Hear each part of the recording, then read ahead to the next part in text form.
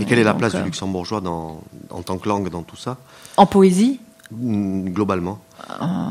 C'est difficile. En poésie, il n'y en a pas, sauf...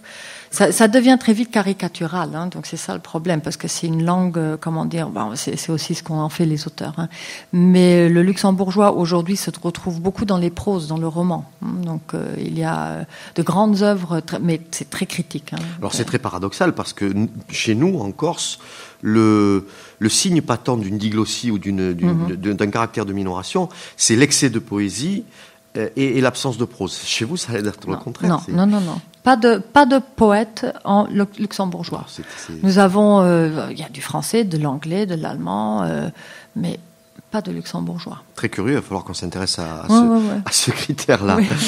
On va juste 2 mots aussi sur. Je ne sais pas si c'est lié dans cette volonté de faire connaître, d'animer, d'ouvrir. 2 mots sur tes activités d'atelier, d'enseignante. Je pense que c'est lié. Je pense à la collection Citron pressé, si j'ai bien lu. Oui. Est-ce que tu peux nous en dire nous ? Citron vert, pardon. Oui, bon, après pressé, l'édition, mais on a pressé. Ouais. Voilà, c'est tout un travail là-dessus. J'ai pas dit une bêtise.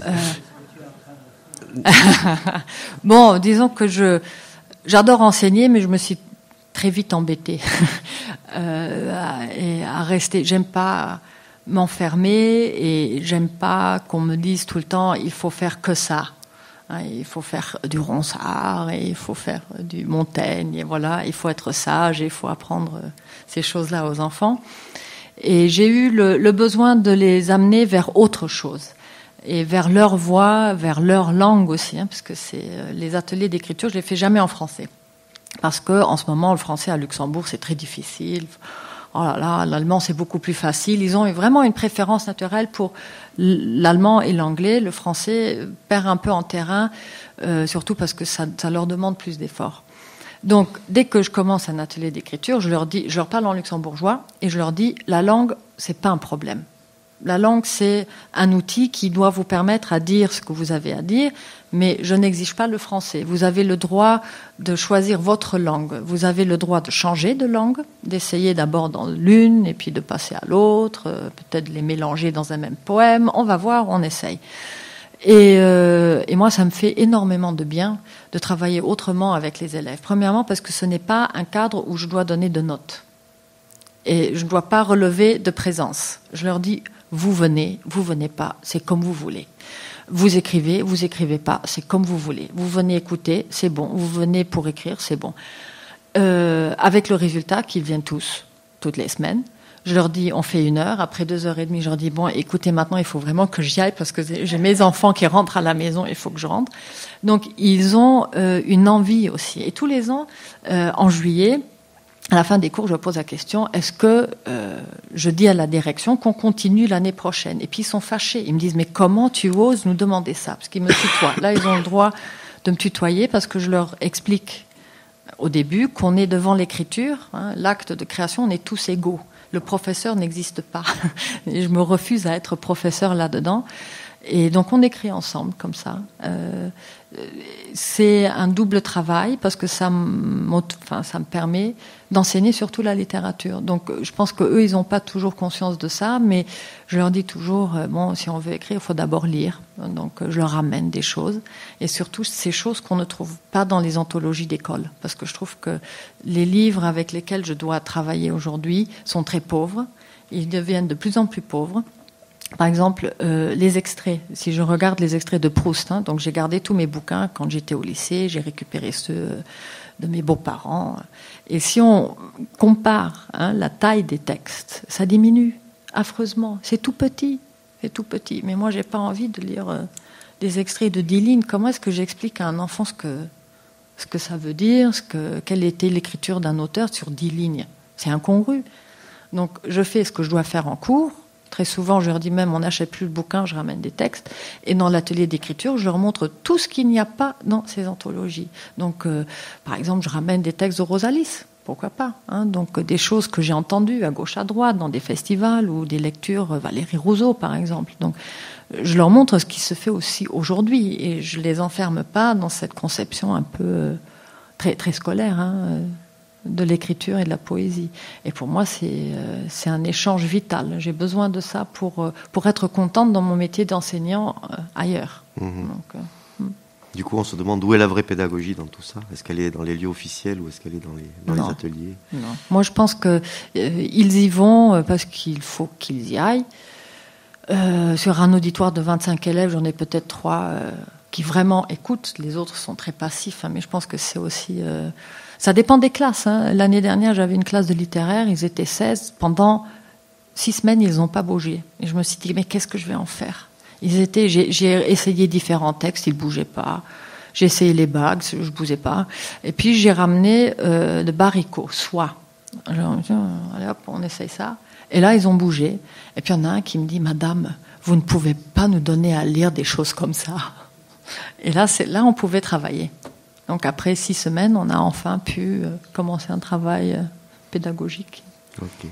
On va passer à la dernière partie de l'entretien, puisque le temps est en cours. Alors moi, je te propose de t'entendre en corse, sur un texte traduit par Francesco Micheli Durazzo, que je vais lire, et ensuite tu nous donneras sa version originale en français.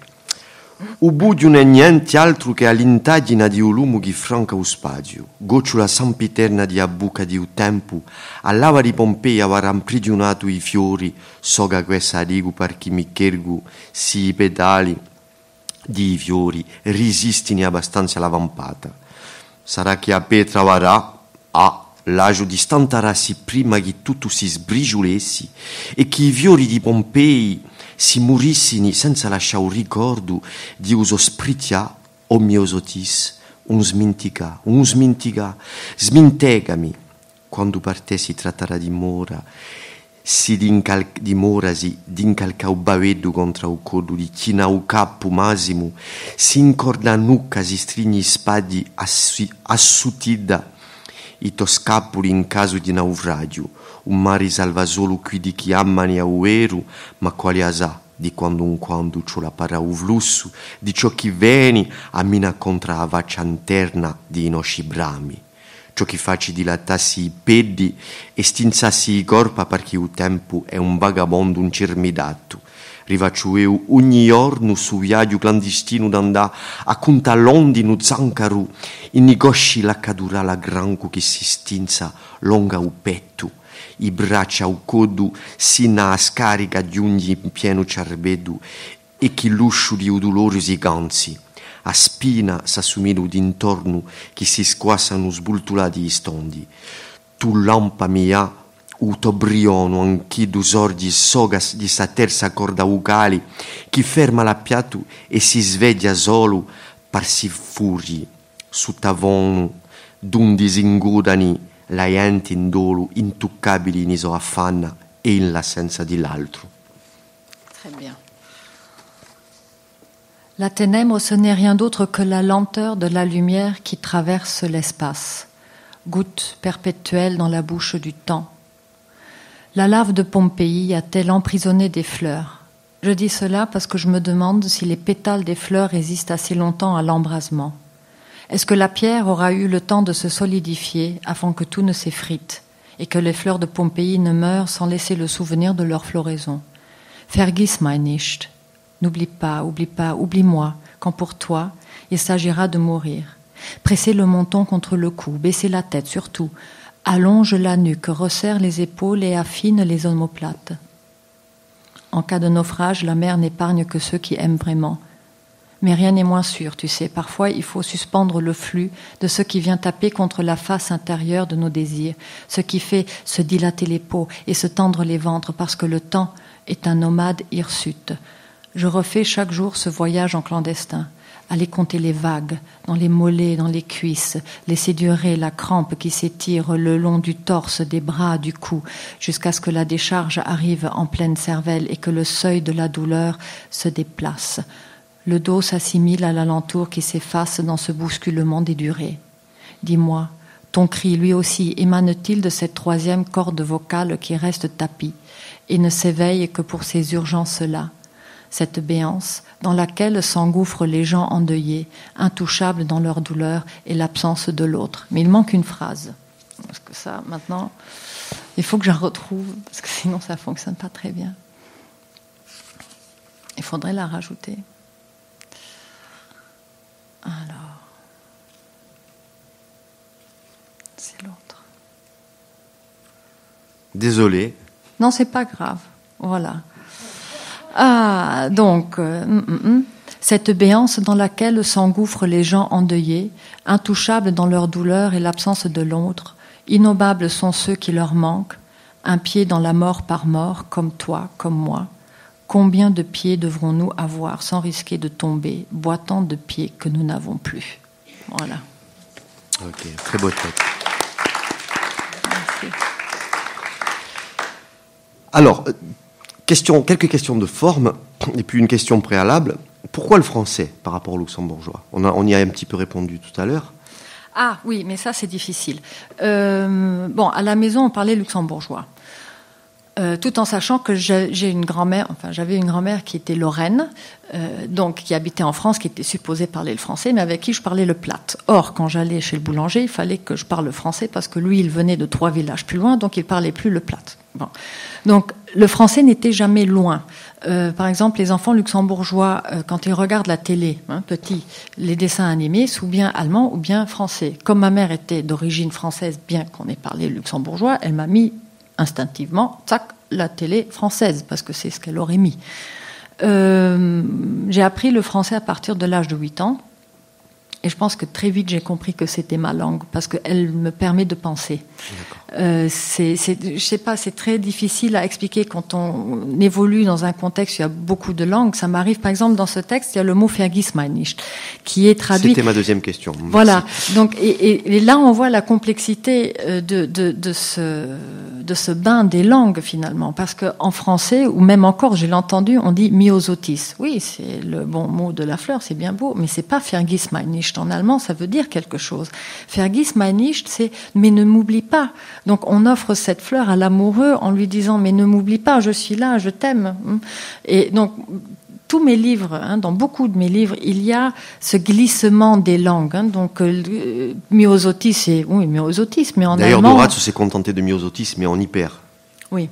Vraisemblablement. Oui, oui. Et c'est récurrent comme ça d'utiliser du plate ou du luxembourgeois dans mes textes. Ouais. Alors, quand je fais de la poésie, comment dire, il y a un glissement. Donc, je n'utilise pas de luxembourgeois. Je vais chercher dans beaucoup d'autres langues. Par exemple, le vers blanc. Donc là, on peut discuter. Vers blanc, c'est quoi vers blanc? Et puis même si on n'a que ce qu'on entend. Donc, qui vous dit que c'est vers VER? Ça pourrait être autre chose encore. Je suis très auditive, donc j'ai toujours besoin de rythme, de musique, de mots.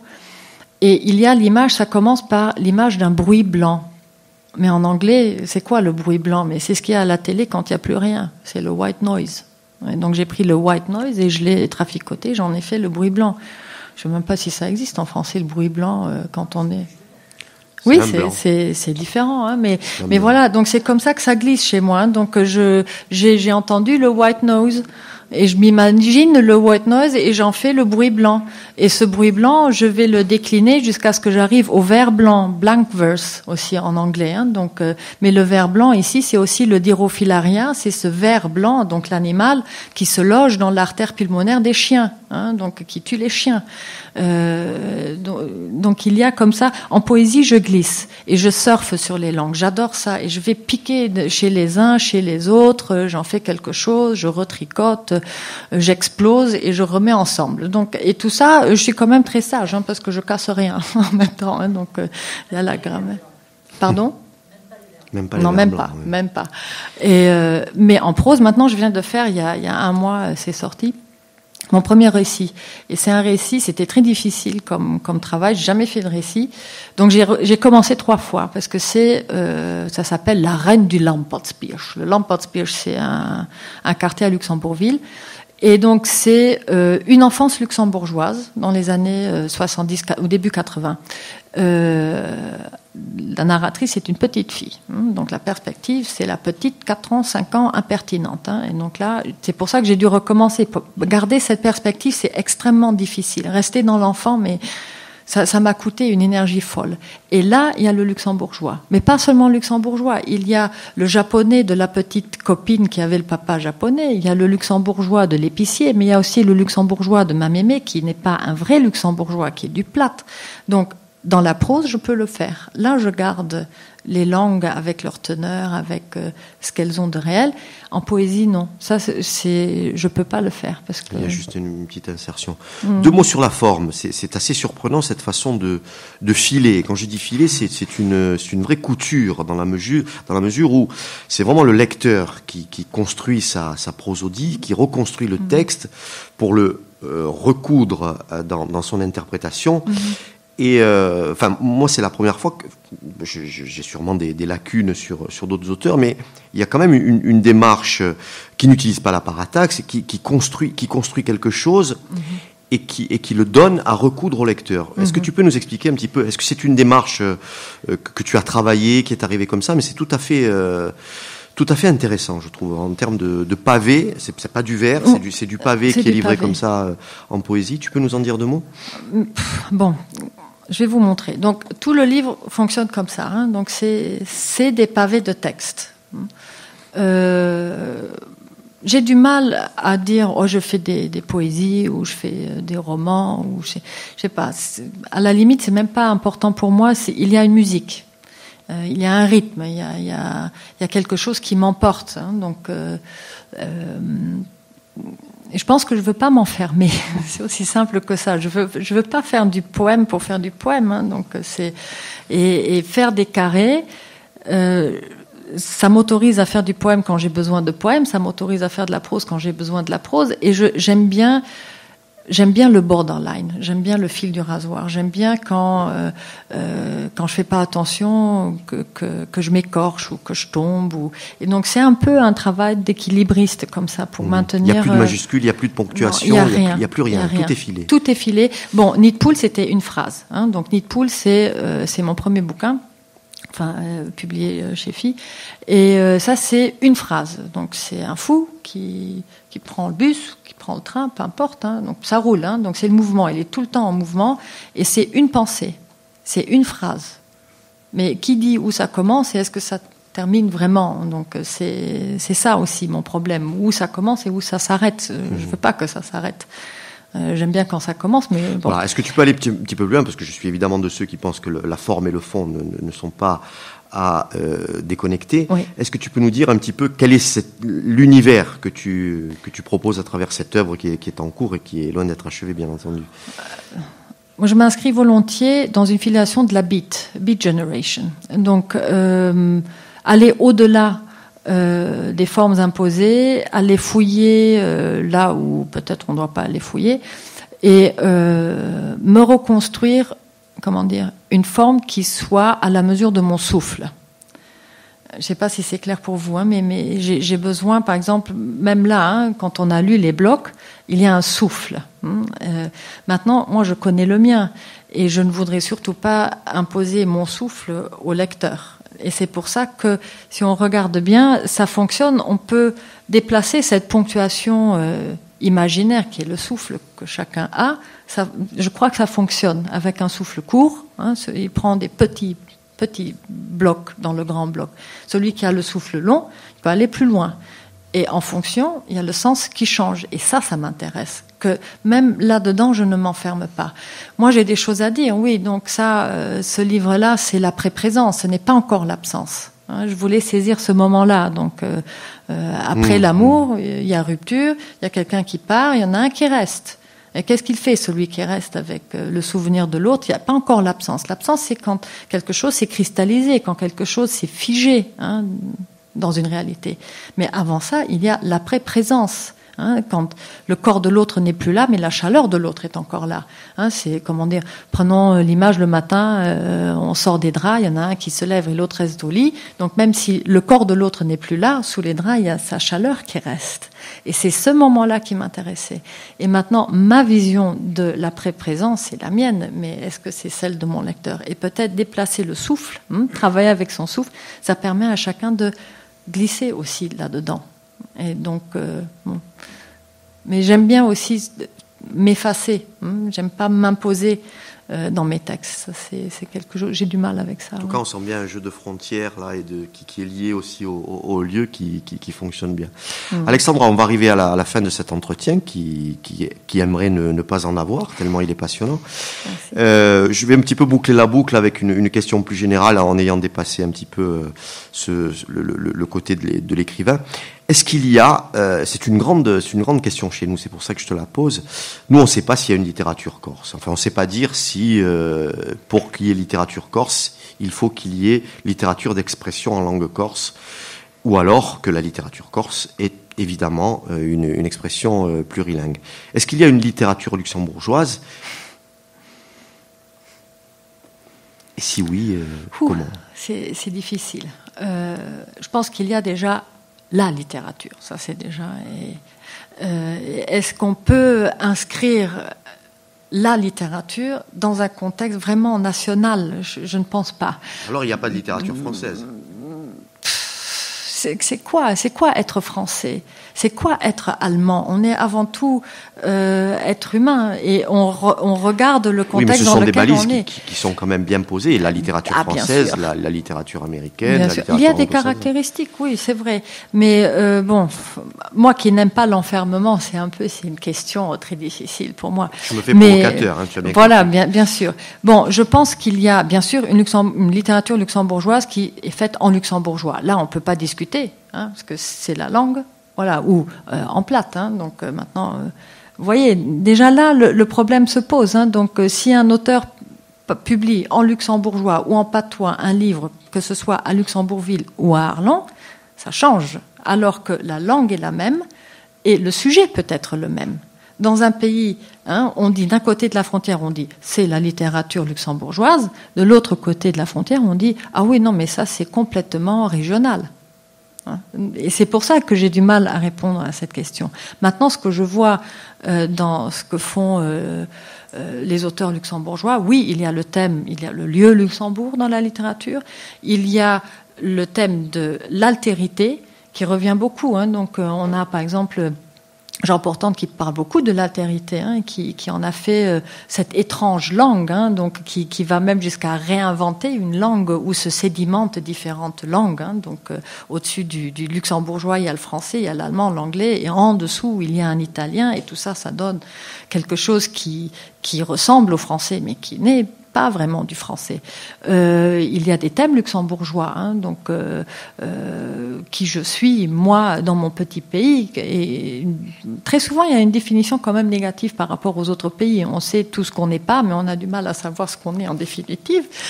Donc, il y a littérature. Maintenant, pour savoir si c'est vraiment de la littérature luxembourgeoise, j'ai du mal à répondre à cette question. Nous l'avons tous. La question n'appelait pas vraiment de réponse, mais de la spéculation, comme tu l'as très bien fait tout au long de cet entretien.